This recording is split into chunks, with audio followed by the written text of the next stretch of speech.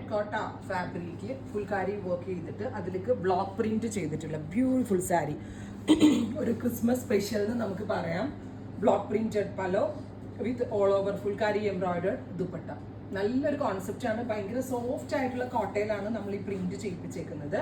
Price വരുന്നത് 1695, 1695, ready for dispatch, express delivery.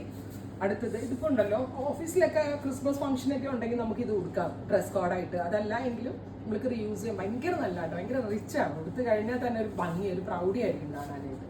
അടുത്തത് off white വിത്ത് lavender പല.